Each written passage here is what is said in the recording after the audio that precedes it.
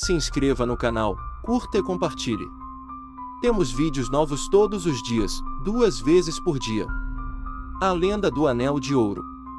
No vilarejo de Regência, onde o Rio Doce encontra o mar, uma bruma espessa tomava a praia ao cair da tarde. Os moradores antigos diziam que aquela neblina escondia mais do que o sal e a maresia.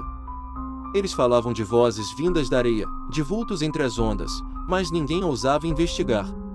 Até que um jovem pescador, Saulo, decidiu caminhar pela praia após uma noite de tempestade. Enquanto chutava os restos de galhos e redes destruídas pelo mar agitado, algo brilhou em meio à areia úmida.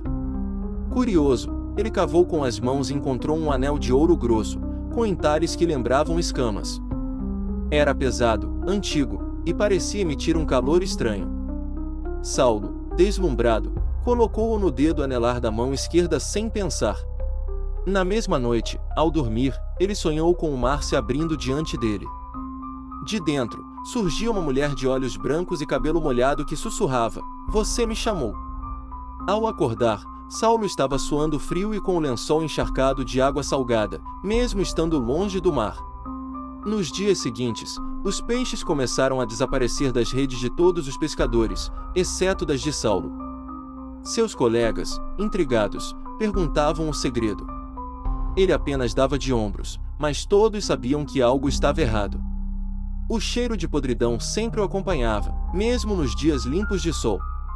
Uma senhora idosa, Dona Quitéria, que morava isolada perto dos manguezais, procurou Saulo. Ela reconheceu o anel e o advertiu: "Esse ouro veio do fundo errado. Ele pertence ao que não respira, ao que afundou sem morrer." Mas Saulo riu, achando tratar-se apenas de uma superstição boba. Nas noites seguintes, Saulo passou a ouvir batidas vindas debaixo de sua canoa. Não importava onde ele estivesse, na água, na areia ou em casa.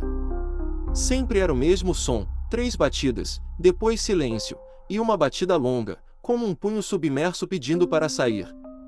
O som ecoava dentro de sua cabeça até fazê-lo vomitar água salgada em plena madrugada. O anel agora parecia apertar mais a cada dia, como se desejasse fundir-se à sua pele.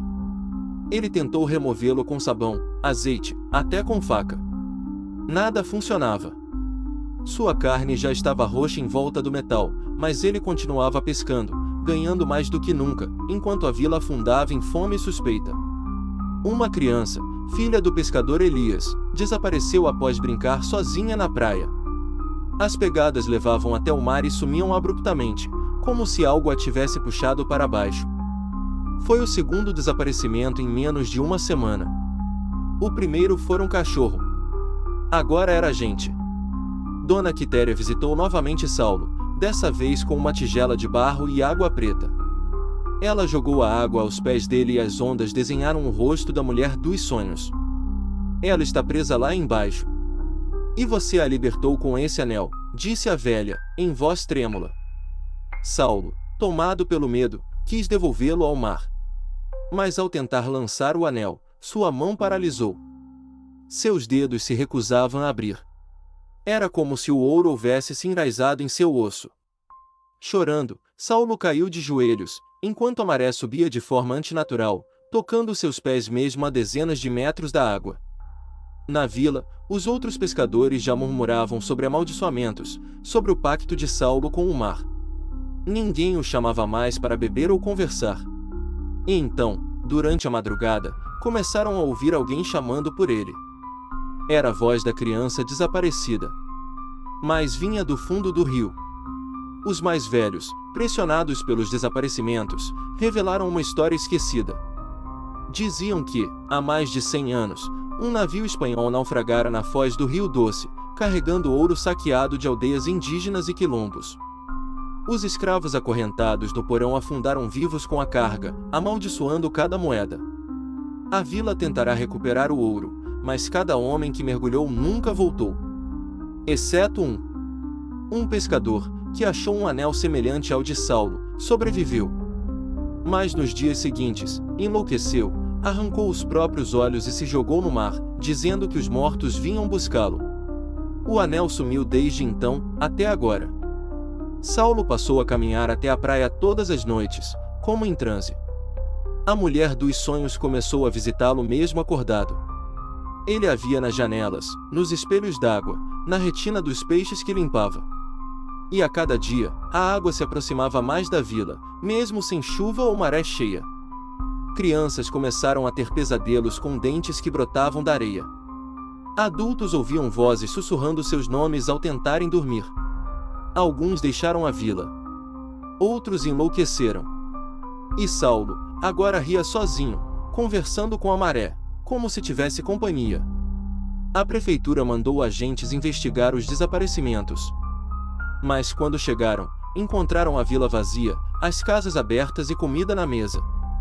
Não havia corpos.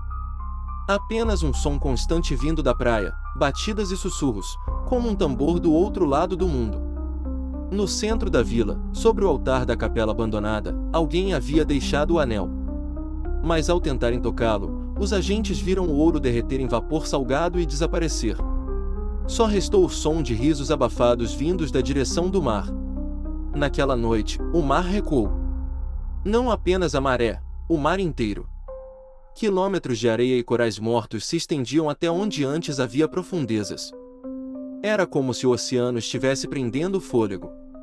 Pescadores de vilas vizinhas correram até a praia, boquiabertos. No centro daquela nova terra seca, algo brilhava, o anel. Um grupo de curiosos caminhou até lá. Entre eles, um jovem chamado Murilo, primo de Saulo. Ele havia ouvido as histórias e não acreditava em nada. Achava tudo teatro popular, superstição de gente cansada. Murilo pegou o anel e o colocou no dedo, desafiando as lendas. No mesmo instante, a terra tremeu. Um som de ossos se partindo preencheu o ar. Do chão arenoso, mãos escuras começaram a emergir. Rostos deformados pelo tempo e pela água encaravam os vivos. Os afogados do navio espanhol tinham voltado, e queriam o que era deles. Murilo correu, mas o anel não o deixava. O ouro agora queimava, fundindo-se a carne como se tivesse vida própria. Ele gritou, mas sua voz foi engolida por um vento gélido vindo do fundo da terra. A água voltou com violência, como uma onda que devorava tudo. A praia desapareceu. E junto com ela, Murilo, os curiosos, e a nova vila que se formava nos arredores. Os que observavam de longe viram apenas a espuma e um último clarão dourado, antes que o silêncio se tornasse absoluto. O mar havia reclamado que era seu. Meses se passaram. O vilarejo de Regência foi considerado perdido. O governo alegou desastres naturais e interditou a área. Mas surfistas e aventureiros ainda tentavam entrar, seduzidos pela fama do lugar. Alguns voltavam, outros jamais eram vistos novamente. Dona Quitéria morreu sozinha em sua cabana, deixando uma última carta. Nela, alertava, enquanto o anel estiver entre os homens, o mar não descansará.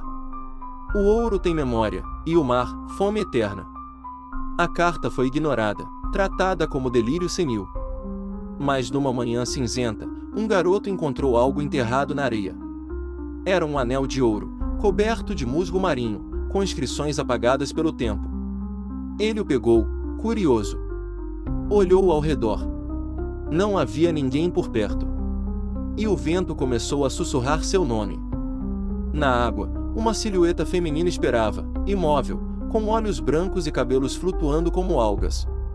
Ela sorriu. E então o ciclo recomeçou. Se você sente que essa história merece continuar sendo contada, considere nos apoiar no Apoia-se. Com sua ajuda, podemos trazer mais histórias sombrias como esta à tona, explorando os mistérios que assombram nossa imaginação. https://apoia.se/aleatoriode. Faça parte do nosso grupo secreto do Telegram, faça sua carteirinha de fã enviando um e-mail com o nome completo e foto para o e-mail aleatoriodoriginal@gmail.com. Em memória de Everaldo dos Santos, 29 de agosto de 1947, 5 de agosto de 2025.